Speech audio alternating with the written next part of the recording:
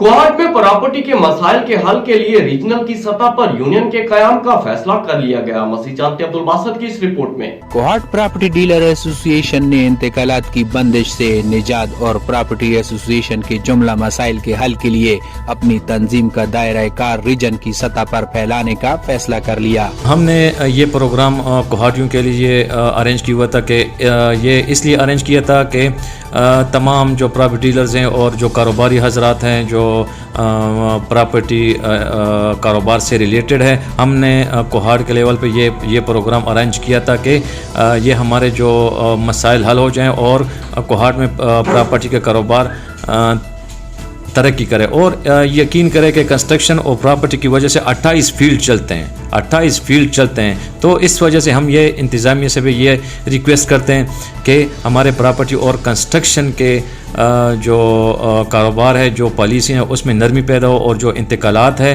वो ओपन हो जाए। तो इससे आवाम की बहुत बड़ी इंशाल्लाह मसाइल हल हो जाएंगे।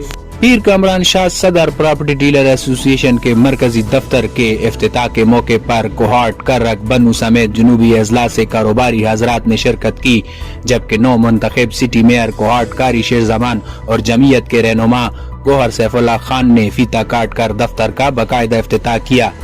इस तरह के इवेंट से कारोबारी हजरात की हौसला अफजाई होती है और सरमाए की गर्दिश होती है, जिससे कारोबार चल पड़ता है। अब्दुल बासित, राज न्यूज़, कोहाट।